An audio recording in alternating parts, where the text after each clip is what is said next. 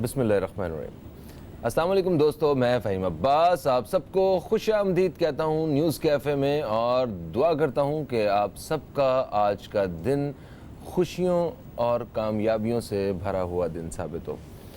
मेरी टीम रोज़ाना किसी न किसी एक ऐसे मौजू का इंतखाब करती है कि जिससे कुछ हमें और कुछ आप दोस्तों को जानने का मौका मिले, हमारी मालूमात में इजाफ़ा हो। आज भी जो मौजू मेरी टीम ने जो मुंतखब किया है प्रोग्राम के पहले हिस्से के लिए, उसके लिए मैं 2 मुहावरे इस्तेमाल करूँगा और आपको सब समझ आ जाएगा कि आज बात क्या होने वाली है। तंदुरुस्ती हज़ार नेमत है, एक अनार 100 बीमार, है ना। बीज कुछ समझ तो आ रहा होगा आपको। आज हम बात करने वाले हैं सेहत के मुतल्लिक। हम अपनी सेहत को बेहतर रखने के लिए हम पता नहीं क्या क्या करते हैं, बहुत सारी एक्सरसाइज करते हैं, और थोड़ी सी सेहत ख़राब होती है तो हम महंगी कड़वी दवाइयाँ भी खाते हैं उसके इलाज के लिए, मगर फिर भी हमें कुछ उस तरह अफाका नहीं होता भी है तो वो तसल्ली नहीं होती जो होनी चाहिए। तो इसी तरह अगर हम बात करें अनार की, तो अनार से पहले मैं आपको ये बताना चाहूँ कि आपने ये तो सुना ही होगा कि मौसमी फल और मौसमी सब्ज़ियाँ ये हमारी सेहत के लिए कितनी मुफीद होती हैं। तो अनार जो है वो उसका आजकल सीज़न भी शुरू हो चुका है, और अनार से वाकई 100 बीमारों का और पता नहीं कितने 100 बीमारियों का इलाज हो सकता है। मैं जब इसके बारे में पढ़ रहा था तो मैं तो बड़ा हैरान हो गया कि ये एक इतना बड़ा तोहफ़ा, एक इतनी बड़ी नेमत हमारे पास मौजूद है, और हम इसको कभी इलाज के लिए या अपनी सेहत का सोच के इसका कभी इस्तेमाल नहीं करते, या उस तरह उतना इस्तेमाल नहीं करते जितना हमें करना चाहिए। मगर इसका जितनी बीमारियां और जितने मसाइल का इसमें से हल ढूंढना होता है, उसका तरीक़ाकार भी अलग अलग होता है कि हमने इसको कब खाना है, कैसे खाना है, कितनी दफ़ा खाना है, तो उससे हमें क्या इसका फ़ायदा होगा, इसके छिलके में, इसके जूस में, इसके बीज में, और बेशुमार फ़वाइद इसके मौजूद हैं। आज हम यही फ़वाइद जो हैं जानेंगे अपने मेहमानों से।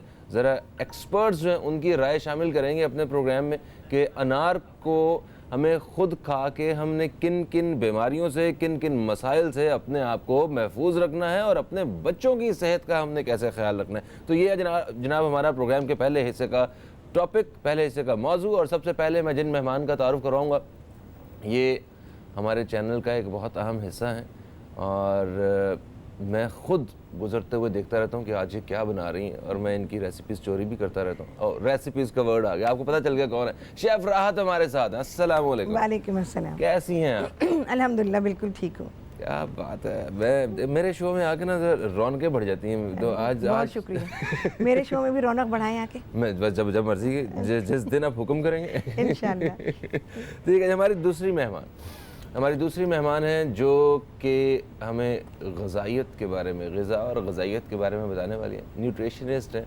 उफ़ैरा साद, आपको खुशामदीद कहते हैं। अस्सलाम वालेकुम। वालेकुम अस्सलाम। कैसे हैं आप? मैं बिल्कुल ठीक हूँ, आप कैसी हैं? मैं बहुत अच्छी सी, सब जानते हैं। अच्छा, आज हमें भी पता चलने दें। जी बिल्कुल।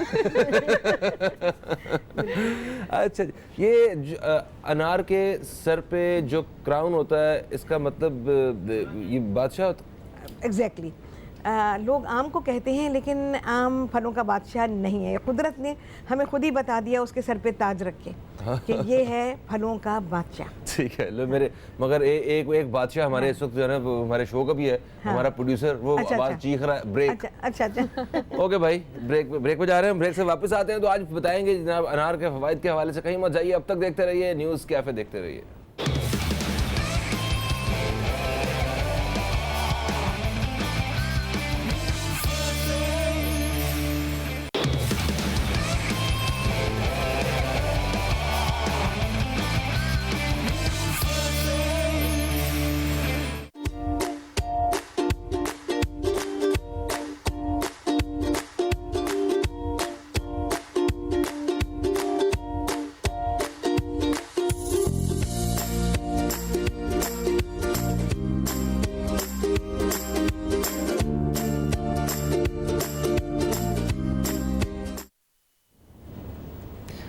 जी दोस्तों, एक वक्फे के बाद हम आप दोस्तों की खिदमत में हाजिर हैं और आज हमारे साथ मौजूद हैं शेफ़ राहत और न्यूट्रिशनिस्ट उफ़ैरा, जिनसे हम बात करने वाले हैं अनार के बारे में।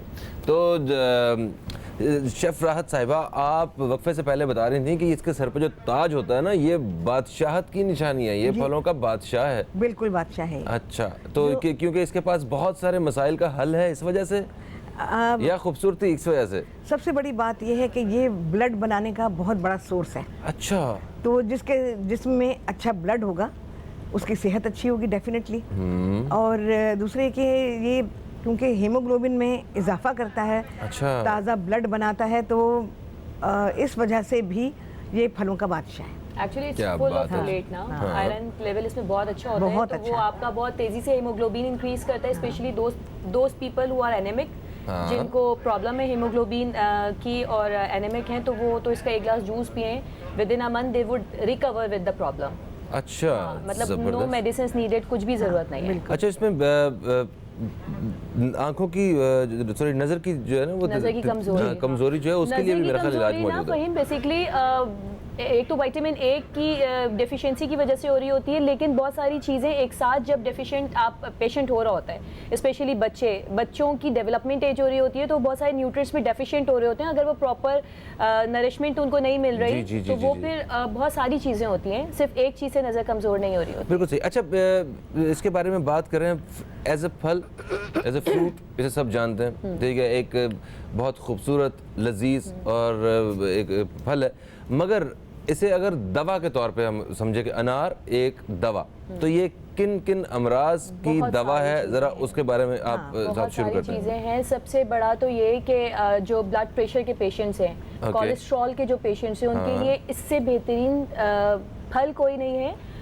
और मैं तो ये करूँगी कि ये कहती हूँ कि ये तो 2-3 महीने के लिए हमारे पास अल्लाह की नेमत है, इसको फ्रीज़ करके रख लीजिए। वो भी मैं अभी तरीका बता दूँगी। फ्रीज़र बैग्स में आप इसको छीलें, ट्रे में करके फ्रीज़र में रखें और उसके बाद निकाल के जब सेपरेटली अबिट फ्रीज़ हो जाए तो उसको फ्रीज़र बैग्स में करके आप 6 महीने तक अपने पास यूज़ कर सकते हैं, नॉट जस्ट फॉर 3 मंथ्स। जब जा रहा हो मिड टाइम जो होता है ना इसका, तो उसमें बेस्ट होता है कि फ्रूट खरीदें अपना शुरू में ना आखिर में, अगर आपको स्टोर करने के लिए चाहिए तो। अच्छा, स्टोर करने के लिए, तो इसके बाद में जूस वगैरह मेरा ख्याल ज़्यादा मुनासिब रहेगा फ्रीजर से निकाल के। Juice up to the use as well ना फ़हीम, कि आपको यूज़ आगे किस तरीके से करना है। अगर आप चाह रहे हैं कि बच्चों को दें तो वो आप फ्रोज़न जो बीज है निकाल के वो आराम से उसमें थोड़ा सा चीनी नमक मिला के आप दे सकते हैं, और जूस भी आप फ्रीज़ कर सकते हैं। 6 मंथ ड्यूरेशन होती है, 6 मंथ से ज़्यादा फिर डेफिनेटली, और आपका फ्रीज़र प्रॉपर वर्क करना चाहिए। बिल्कुल सही। अच्छा, इनके बता रहे थे कि दवा के तौर पे अगर इसे देखें तो इस कौन कौन से अमराज का इलाज अनार में छुपा हुआ है? अच्छा, इसमें एक तो इसकी ग़िज़ाई वैल्यू जो है वो तो बहुत ही हाई लेवल की है। दूसरी बात ये कि बोन्स के लिए है। अच्छा। जैसे आर्थराइटिस है, उसमें लोगों को प्रॉब्लम आती है, उसमें बिल्कुल इस्तेमाल कर सकते हैं आप। और इसके अलावा ओवरऑल हेल्थ के लिए, क्योंकि सर्दी को कंसिडर किया जाता है, हमारे यहाँ तो मौसम बदलता है तो लोग खांसी नज़ले ज़ुकाम में मुब्तला हो जाते हैं, तो समझते हैं कि भाई अब सर्दी शुरू हो गई तो अब बीमारी शुरू हो गई। ऐसा नहीं है, क्योंकि मौसम चेंज होता है तो ये तब्दीली इंसानी जिस्म में डेफिनेटली कुदरती तौर पर आती है, पर ये बीमारी नहीं होती, ये मौसम की तब्दीली का असर है। लेकिन जैसे सर्दी शुरू होती है तो सर्दी जो है वो एक्चुअली हेल्दी सीज़न कहलाता है। उसमें आपको जब अल्लाह ताला ने हमें इस किस्म के फल और सब्जियां भी बेशुमार हैं, तो जैसे अनार है, ये फल हमें दिया, ये बहुत शॉर्ट पीरियड के लिए आता है, सितंबर के आखिर से शुरू होता है और नवंबर के लास्ट तक मैक्सिमम बस मिलेगा आपको। अगर कहीं मिलेगा दिसंबर में तो वो स्टोर का रखा हुआ मिलेगा। तो ये बहुत शॉर्ट पीरियड के लिए होता है, तो इसमें आपने मैक्सिमम इसको यूज़ कर लेना है आपकी ओवरऑल हेल्थ के लिए। अच्छा, ओवरऑल हेल्थ इस वजह से बहुत शॉर्ट पीरियड के लिए, क्योंकि ये बहुत हाई है अपने न्यूट्रिशन में, तो इस वजह से इतना पीरियड बहुत काफ़ी होता है इसके इस्तेमाल के लिए। लेकिन फिर भी अगर आप कुछ चीज़ें हैं जिनमें कि आपको 12 महीने इस्तेमाल करना चाहिए, तो फिर उसमें आप अनारदाने को इस्तेमाल करें। अच्छा। अनारदाना बहुत लाजवाब है, बहुत सारी बीमारियों को दूर करता है। जो सूखा हुआ अनारदाना होता है, जी हाँ, बाजार में आपको 12 महीने मिलता है, उसको आप सबसे बढ़कर तो ये हार्ट के लिए बेहतरीन है। अच्छा, आर्टरीज को क्लीन करने के लिए बिल्कुल उसको ऐसा साफ सुथरा क्लीन कर देगा कि बस आपका दिल नया हो जाए। क्या बात है जनाब, ब्रांड न्यू दिल के लिए आप इसको इस्तेमाल कर सकते हैं। अच्छा जी, एक वक्फे का वक्त है, वक्फे से वापस आएंगे तो हम फैरा से जानेंगे कि क्या अनार के जरिए वजन कम किया जा सकता है, कोई डाइटिंग वाइटिंग हो सकती है इससे कि डाइटिंग रुक जाती है अगर ये खा लें तो, मीठा भी तो होता है। ये जानेंगे हम एक छोटे से वक्फे के बाद। कहीं मत जाइए, अब तक देखते रहिए न्यूज़ कैफे, देखते रहिए।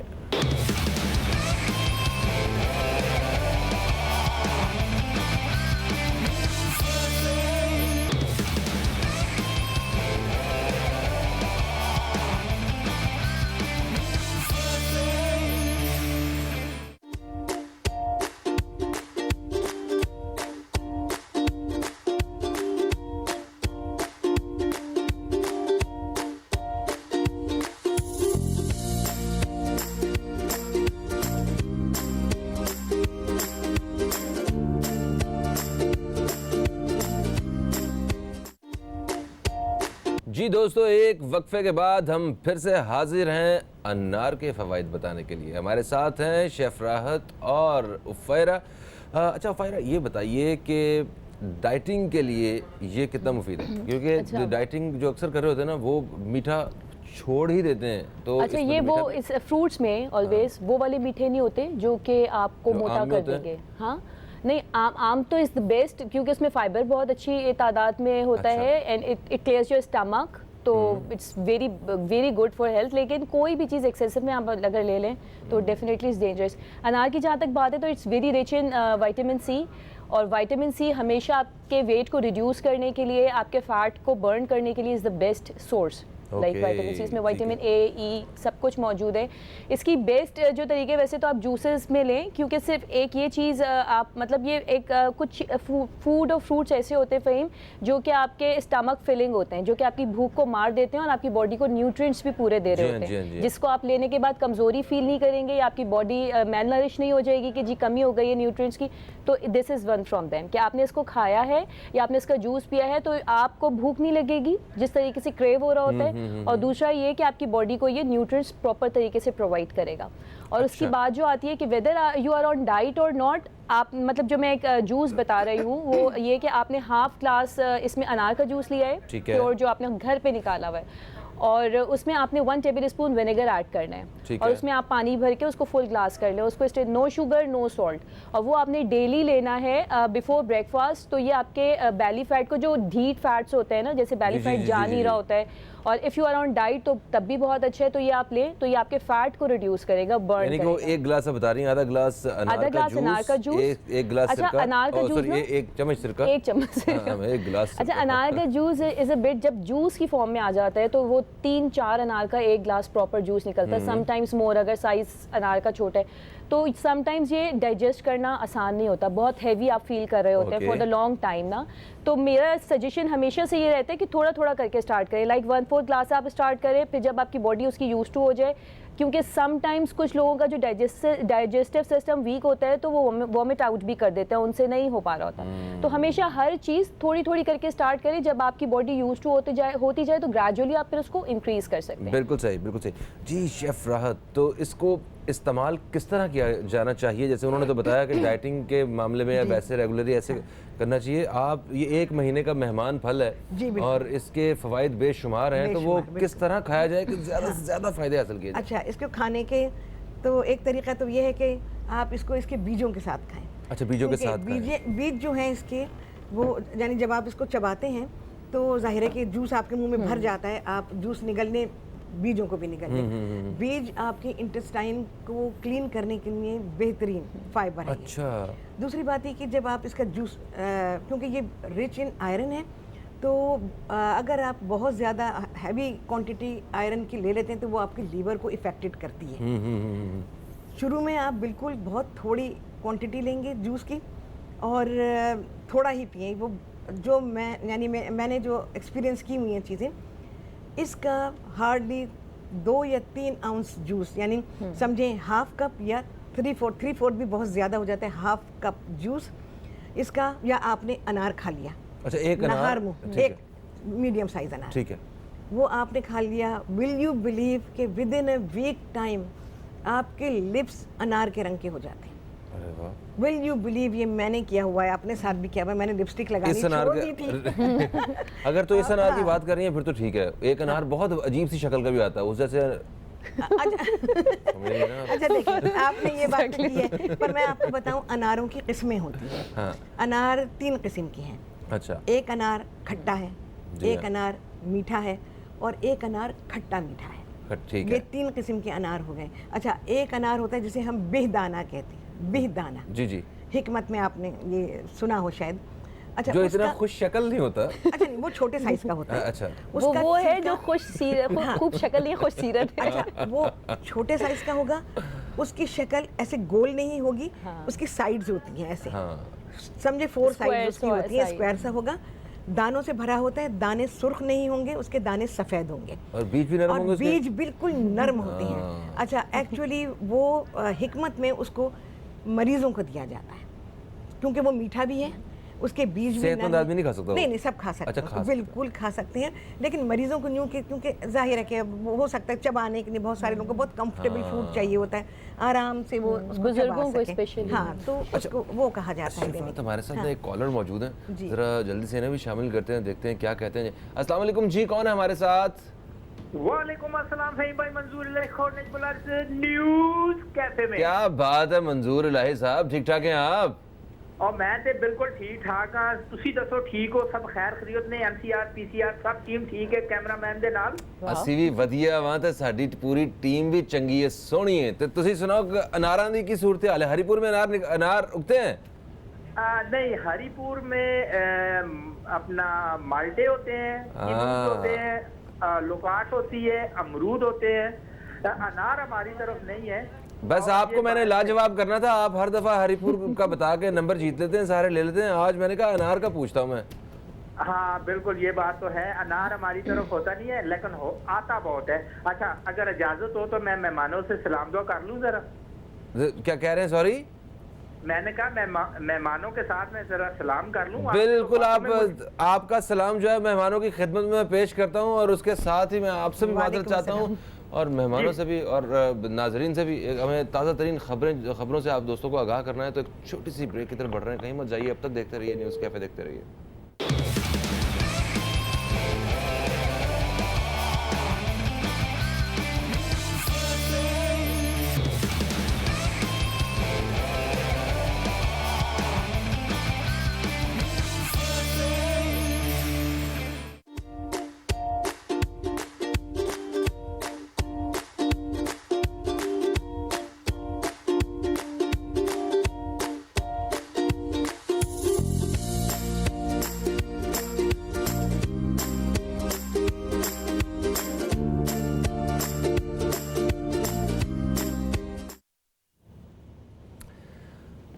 जी दोस्तों, तो एक वक्फे के बाद हम फिर से आपको खुश आमदीद कहते हैं। अनार के फ़वाइद के हवाले से बात कर रहे हैं। शेफ़ राहत हमारे साथ हैं, उफ़ैरा हमारे साथ हैं, न्यूट्रिशनिस्ट हैं और आज एक पाकिस्तान की बेहतरीन शेफ़, इन दोनों से हम अनार के फ़वाइद जान रहे हैं। तो हमें बताया शेफ़ राहत ने कि आप इसे जूस की तरह इस्तेमाल कर सकते हैं, वैसे खा सकते हैं, किस किस्म के अनार होते हैं, कितनी अक़साम के, और अनार दाना उसके फ़वाइद के बारे में बताया कि पूरा साल इसे आप इस्तेमाल करें अपने खाने में। ये बताइए बच्चों के बारे में, क्योंकि अक्सर हम लोग परेशान रहते हैं, बच्चे हैं ना, थोड़ा सा खट्टा है, बच्चे ना खाएं तो अच्छा है, ज़रा इस बारे में बताइए। अच्छा, इसके लिए तो बच्चों के ना खाने वाले जो प्रॉब्लम है ना, वो तो यह है कि आप कोई भी चीज़ उनको देना चाह रहे हैं तो वो उस फॉर्म में दें जिस फॉर्म में वो बेस्ट लेना चाह रहे हैं। लाइक कुकीज़ की फॉर्म में दे दें या कुकीज़ की फॉर्म हाँ में? बिल्कुल, अनार की ये बैठी हुई है तो बताएंगे, बहुत अच्छे तरीके से इंग्रेडिएंट्स ऐड करके कुकीज़ बन जाते हैं, या स्मूदीज़ बना के दे दें, या फिर किसी स्वीट डिश बना के उसमें ऐड करके दे दें। बच्चों के लिए जितना फ़ायदेमंद है वो ये कि एक तो उनकी डेवलपमेंट में जो भी न्यूट्रिएंट्स की लैकिंग हो जा रही होती है, डेफिशिएंसी हो रही होती है, वो इसको कवर करता है। प्लस ये कि बच्चे पेट की प्रॉब्लम्स का बहुत शिकार होते जी हैं, हाँ। पेट के कीड़ों की प्रॉब्लम का बहुत शिकार होते हैं। It is best to deal with that. Okay, मतलब अगर बच्चों के पेट में कीड़े हो रहे हैं, आप एक प्याला भर के अनार उनको दें तो जैसे कि बताया शेफ़ राहत ने भी, इंटेस्टीन्स को क्लियर करता है, इसका बीज, इसका जूस इंटेस्टीन्स को, ये बेसिकली ब्लड को थिन करता है। तो जब हमारा ब्लड का फ्लो अच्छा होता है, ब्लड प्रेशर हमारा कंट्रोल होता है, बट ब्लड का फ्लो अच्छा होता है, तो हमारी सारी क्लियरेंस जो कि होनी चाहिए वो इजीली होती है। बिल्कुल सही। अच्छा, अब सबसे अहम मरहला आ गया, क्योंकि अब शॉपिंग करने के लिए ना ये जितने भी कुकीज़ में इसकी जूस ऐड होते हैं। अच्छा, जूस ऐड होता है, मतलब ओके, ठीक हो गया। तो जनाब अहम मरहला ये आ गया कि जब शॉपिंग करने जाते हैं ना, जब खरीदने जाते हैं, तो वो ज़्यादातर ड्यूटी जो है ना मर्द हजरात की लगी होती है। तो मर्द हजरात बेचारे घर से खरबूजा लेने भी जाते हैं तो पूरी रेडी सूंघ लेते हैं, वो 1 किलो खरबूजा फिर भी सही नहीं लाते। हाँ, फिर भी सही नहीं लाते, डांट पड़ती है, मुझे खुद पड़ती डांट। तो आप बताइए कि ये खरीदारी कैसे की जाए इसकी? अच्छा देखें, इस वक्त अनार अपने पीक सीजन पर है, ठीक है। तो अनार जब खरीदें तो अनार का छिलका आप लोग देखते हैं ना कि बिल्कुल चिकना चिकना है और स्मूथ है, नहीं, अनार देखें उसका छिलका चाहे रफ हो चुका हो लेकिन ऊपर की लेयर उसकी हल्की सी फट जाए, अंदर की लेयर नहीं फटनी चाहिए, इसकी 2-3 लेयर्स होती यानी हैं। बाहर से देखें अनार ने अपनी जिंदगी की रगड़े खाई हुई हैं सारी। हाँ, ऐसा अनार अच्छा, होना चाहिए। वो उसका साइज भी होता है, वो आपको बताएगा, वो जो लेयर फट जाती है ना ऊपर की, वो ये बताती है कि अनार अब बिल्कुल तैयार है, इसको एक दिन के लिए भी इंतजार ना करें और इसको खा लें।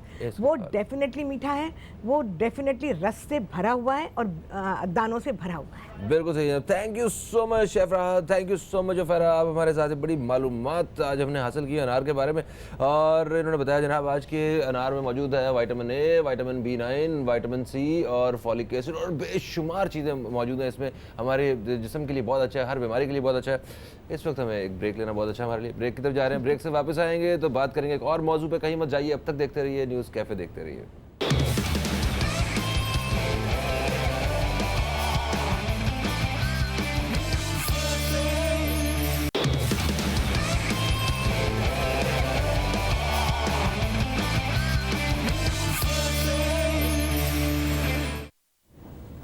वेलकम बैक, आप देख रहे हैं न्यूज़ कैफ़े, मैं हूं फ़हीम अब्बास। प्रोग्राम के दूसरे हिस्से में हम दाखिल हो चुके हैं और आज जैसा कि आप जानते हैं कि आज 18 अक्टूबर है और पाकिस्तान की तारीख़ में अगर 18 अक्टूबर की तारीख़ देखी जाए तो 2007 18 अक्टूबर को पाकिस्तान की पहली ख़ातून वज़ीर आज़म और पाकिस्तान पीपल्स पार्टी की चेयरपर्सन मोहतरमा बेनज़ीर भुट्टो 8 साल जलावतनी के बाद जब वतन वापस लौटी तो एक जम्मे गफ़ीर उनके इस्तकबाल के लिए मौजूद था।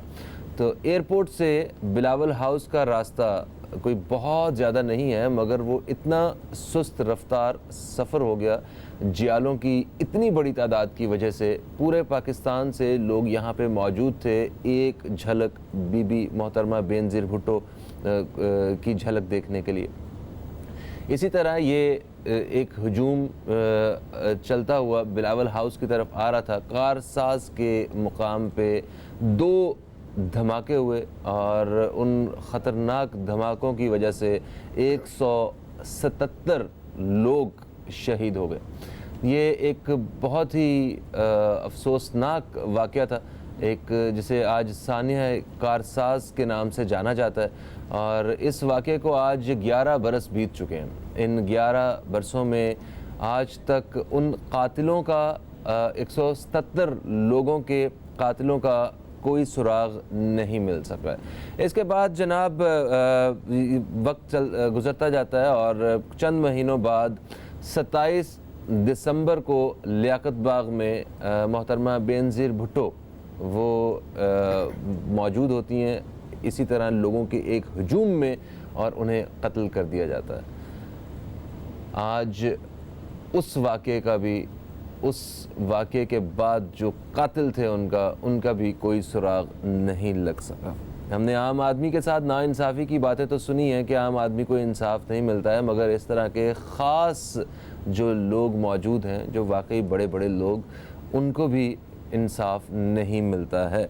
तो आइए ज़रा अपने मेहमानों से इन वाक़यात के बारे में ज़िक्र करते हैं कि क्या ऐसी वो कौन सी क़ुव्वतें मौजूद थीं जो मोहतरमा बेनज़ीर भुट्टो को कबूल नहीं करना चाहती थी और इसके पीछे क्या वजूहात थी और ऐसा भी क्या मुश्किल केस था ये कि जिसको आज तक सॉल्व नहीं किया जा सका। जो लोग इसमें मुलव्विस थे, जो कसूरवार थे, उनको इनकी सज़ा नहीं मिल सकी। तो मैं सबसे पहले तारुफ़ करवाऊँगा, हमारे साथ मौजूद हैं एक सीनियर सहाफ़ी हैं और पाकिस्तान पीपल्स पार्टी के लिए भी इन्होंने बहुत सारा काम किया है। हमीद भुट्टो साहब, आपको खुशामदीद कहते हैं। मेहरबानी फ़हीम भाई। सर कैसे हैं आप? ठीक, अल्लाह का शुक्र फ़हीम भाई, ज़बरदस्त, माशाल्लाह। सबको मेरा सलाम। हमारे दूसरे मेहमान जिनका ताल्लुक़ पाकिस्तान पीपल्स पार्टी से, पाकिस्तान पीपल्स पार्टी के सियासी रहनुमा हैं सरदार नज़ाकत साहब, हम आपको भी खुशामदीद कहते हैं। अस्सलाम वालेकुम। वालेकुम सलाम। कैसे हैं सरदार साहब? अल्लाह का शुक्र, आप ठीक हैं? ग्रेट। अच्छा, मैं गुफ्तगू का आगाज़ जो है वो मैं भुट्टो साहब से करूँगा, उसके बाद फिर मैं आपकी तरफ आता हूँ। सर ये क्या वजूहात थी कि ऐसी वो कौन सी क़ुव्वतें थी कि देखिए लोगों की एक बड़ा हजूम उनका इस्तक़बाल कर रहा था, और जो बीबी को पहले सपोर्ट नहीं करते थे इस दफ़ा वो भी उनके साथ थे कि अब कुछ होने वाला है, अब एक बड़ी उम्मीद की एक किरण थी ना उस वक्त। तो ऐसी वो कौन सी क़ुव्वतें थीं जो इस किरण को बुझाना चाहते थे और ख़त्म करना चाहते थे? फ़हीम भाई, क़ुव्वतों का जिक्र तो मोहतरमा बेनज़ीर भुट्टो ने अपने लेटर में भी किया था। अच्छा। जब इस हादसा हुआ, मगर आज तक वो लेटर किसी को मिला ही नहीं।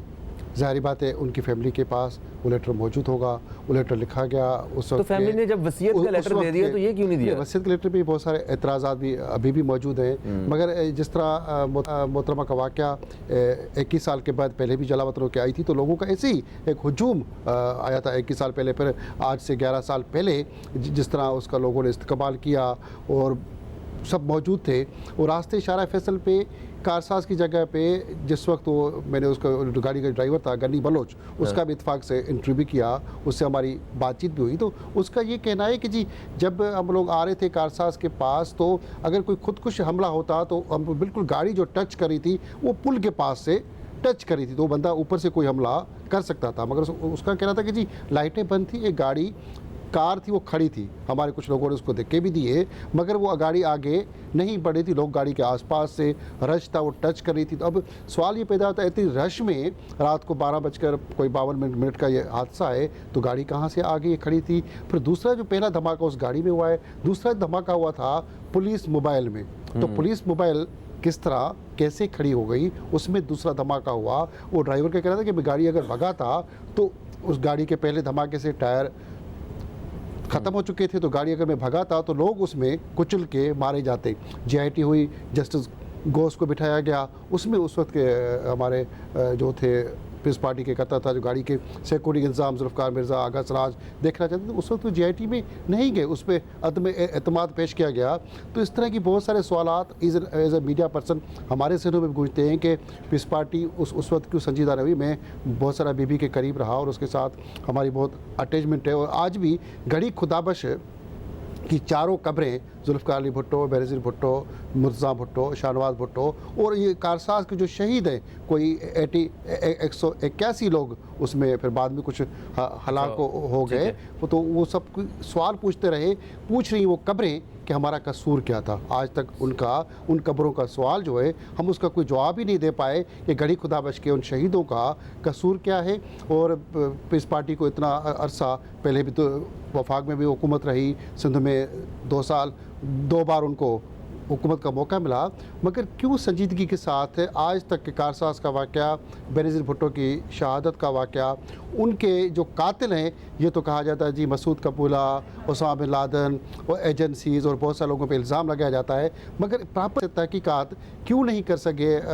मुख्तलिफ अदालतों ने भी इस पर नोटिस लिया, मगर प्रॉपर तरीके से आज तक वही सवाल कि उन सब का कसूर क्या था और ये सब लाइटें कैसे बंद हो गई और मोहतरमा का क्यों हुआ सब कुछ। ये बड़ा एक सवाल है जो आज 11 साल के बाद हम बैठ के वही सवाल करें, हर साल बैठ के सवाल करते हैं, मगर उस पर अमलन कोई काम क्यों नहीं हो पाया, ये सबसे बड़ा एक सवाल अभी भी मौजूद है। बिल्कुल सही जनाब। तो अभी प्रोग्राम में भी हम इसी हवाले से बात करेंगे। सरदार नज़ाकत साहब से ये जानने की कोशिश करते हैं कि जनाब 11 साल गुजरने के बावजूद तहकीकात मुकम्मल क्यों नहीं हुई, पाकिस्तान पीपल्स पार्टी का क्या मौक़िफ़ है, इस बारे में जानेंगे। एक छोटा सा वक्फ़ा है, वो वक्फ़े के बाद वापस आते हैं। कहीं मत जाइए, न्यूज़ कैफ़े देखते रहिए, अब तक देखते रहिए।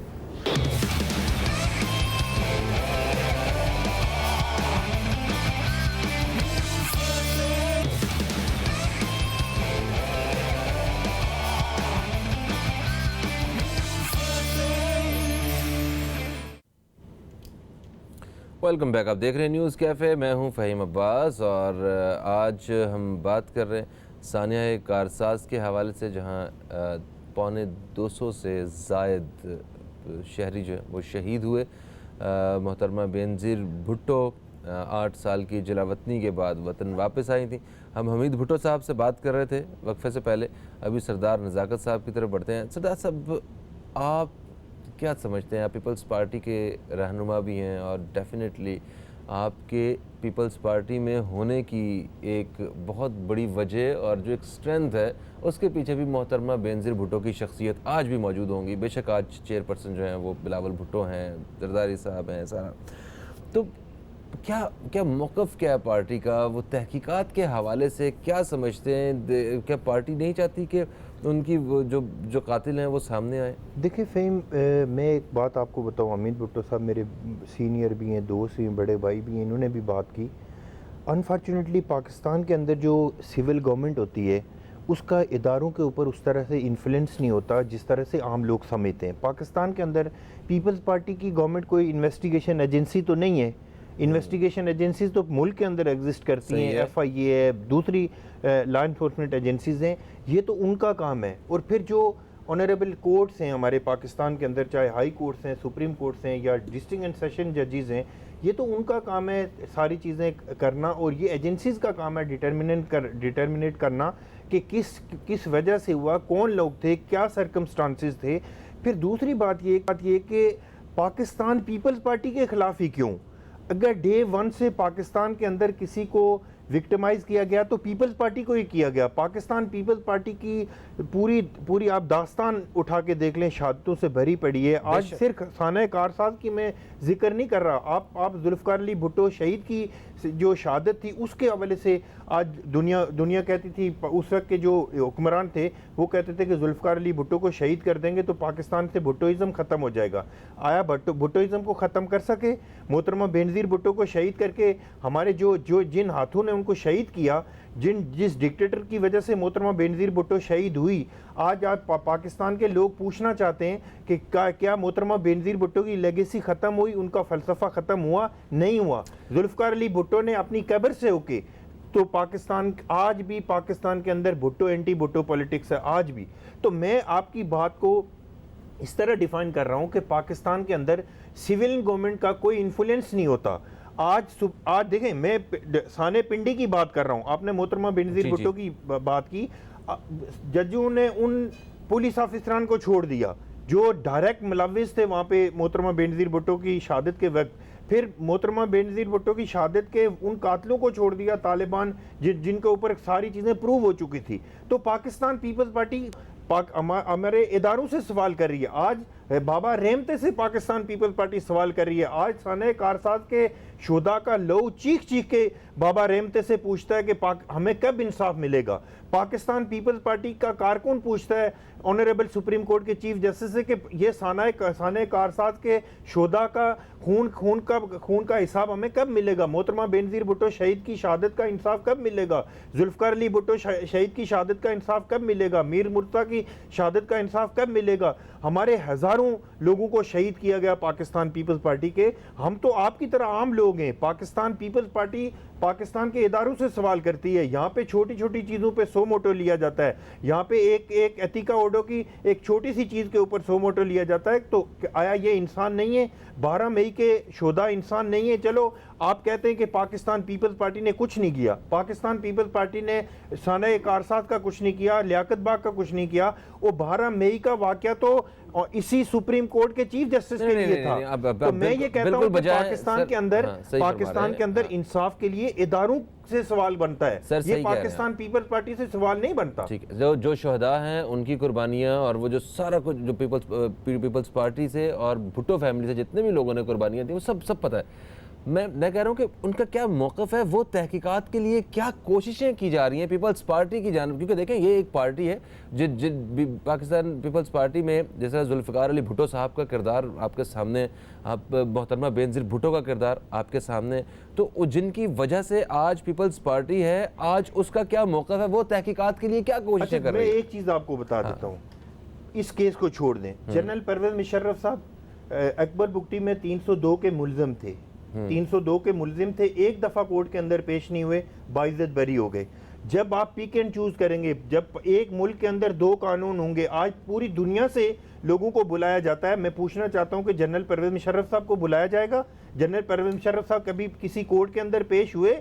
बल्कि वो जब इस पाकिस्तान से गए तो वो पाकिस्तान के आइन के ऊपर पकोड़े रख के खाते हुए गए कि मैं नहीं मानता पाकिस्तान के आइन को। तो फिर ऐसे मुल्क के अंदर आप किस तरह की बातें कर रहे हैं? डबल स्टैंडर्ड जब होगा, जब एक मुल्क के अंदर 2 कानून होंगे, तो मैं नहीं समझता कि पाकिस्तान के अंदर आम लोगों को इंसाफ मिल सकेगा। एक मुल्क में 2 कानून वाली बात पे हमीद भुट्टो साहब की क्या राय है, जरा इस पे बात करेंगे। हमीद साहब एक छोटा सा वक्फा ले लो, वक्फे से वापस आते हैं। दोस्तों कहीं मत जाइए, अब तक देखते रहिए न्यूज़ कैफे, देखते रहिए।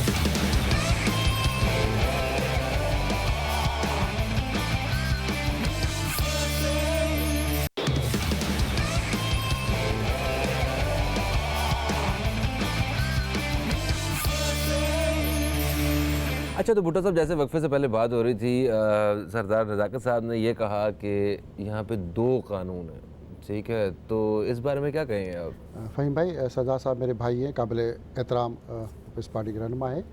मैं कहूँगा 2 कानून भी बनाने के लिए जितनी पॉलिटिकल पार्टियाँ हैं वो उनके अपने बनाए हुए हैं। अच्छा। जज से लेके जितने भी इदारे हैं, चाहे पुलिस हो, रेंजर्स हो, सब जगह भर्तियाँ जो होती हैं वो सब पॉलिटिकल होती हैं। तकरीबन 90% लोग सियासी बुनियादों पे, वो चाहे चीफ जस्टिस भी बनते हैं, वो इस मुल्क में किसी न किसी पार्टी के आशीर्वाद से वो जज बनते हैं, फिर वो चीफ जस्टिस बनते हैं और वही लगाए जाते हैं। अगर आज बात होती है नेब से लेके मुख्तलिफ IG और रिसार्च इदारे एजेंसी, तो ये इस वक्त 18 तरमीम के बाद भी हिज़्ब इख्तिलाफ और के लीडर के साथ और आपका प्राइम मिनिस्टर मिल के बैठ के तय करते हैं। तो फिर शोर करना जी इदारे काम नहीं करते, इदारों ने इंसाफ नहीं दिया, तो खुद उन इदारों में लगाने वाली कुव्वत आप खुद हैं और फिर उन पर इल्ज़ाम लगाते हैं जी वो क्यों नहीं हुआ। असल मैं समझता हूँ कि गढ़ी खुदाबश की 5 कब्रें, जुल्फ़िकार भुट्टो, नुसरत भुट्टो, बेनज़ीर भुट्टो, मीर मुर्तज़ा भुट्टो और साथ में शाहनवाज भुट्टो और 170 से ज़ायद जो जिनकी जो लाशें मिले वो भी इस वक्त भुट्टोज़ के नाम पे, भुट्टो के कब्रिस्तान जो अबाई हमारा कब्रिस्तान है गाँव का, उन सब को ख़त्म करना था भुट्टोज़ के नाम को। और वो एक सवालिया निशान है कि भुट्टोज़ को ख़त्म करना था। और वहाँ पे जितने भी इस पार्टी की, जिस तरह भुट्टोज़म पे आज भी भुट्टो जिंदा का नारा लगाता है, तो मैं कहता हूँ नहीं, आज भी भुट्टो शर्मिंदा है। तो इस तरह की उन भुट्टोज़ के साथ भी जो हुआ, उनको सिर्फ लाशें मिली, उस पर एक सियासत की जा रही है। सियासत ऐसा एक खेल है जिस पे अपनी दुकान चलानी है, लोगों को मारना है और यहाँ इक़दार करके कमाना है। तो ये इस तरह की सियासत बन गई है। अगर थोड़ा सा भी मेहनत की जाती, उन इदारों के ऊपर थोड़े से अच्छे से लायर्स किए जाते, सरदार साहब अच्छे एक वकील हैं, मगर एक पार्टी के दायरे में बैठ के वो खुद तो केस नहीं लड़ सकेंगे। इस पार्टी के बहुत सारे अच्छे वकील हैं, मगर वो कंगलापति से अरबपति बन गए, मगर वो केस लेके अभी भी कोर्टों में जाएँ, उन जो सने कारसाज हो या मोहतरमा का वाक़या हो, या पहले जिस तरह मुर्तज़ा भुट्टो को मारा गया या शाहनवाज भुट्टो को जहर दे के मारा गया, और लोग बहुत सारे बेगुनाह मारे जाते हैं, उनकी लाशों का हिसाब मिल सकता है, मगर वो नहीं दिया जाता। सर शॉर्टली कोई एक जुमले में कुछ इनकी बात का जवाब भुट्टो साहब कह रहे हैं ना कि भुट्टो शर्मिंदा है, तो मैं इनको और अपने आपके व्यूअर्स को बता देना चाहता हूँ कि जिस तरह पाकिस्तान के अंदर पाकिस्तान पीपल्स पार्टी के चेयरमैन बिलावल भुट्टो जरदारी साहब का इस्तकबाल हुआ और बिलखुसूस पंजाब का जो रिसेप्शन हुआ, मैं कहता हूँ कि आज भी भुट्टो शर्मिंदा नहीं है, बल्कि आज भी पाकिस्तान के अंदर भुट्टो ज़िंदा है। और भुट्टो हर उस घर के अंदर ज़िंदा है जिसकी छत टपकती है, गरीब बस्तियों में ज़िंदा है। भुट्टो कराची से लेके कश्मीर, गिलगित बल्तिस्तान, फाटा और पाकिस्तान के 4 सूबों के अंदर ज़िंदा है। और इंशाल्लाह हमें उम्मीद है कि इंशाल्लाह नेक्स्ट इंशाल्लाह पाकिस्तान के प्राइम मिनिस्टर बिलावल भुट्टो जरदारी साहब होंगे। थैंक यू सो मच सरदार साहब, भुट्टो साहब।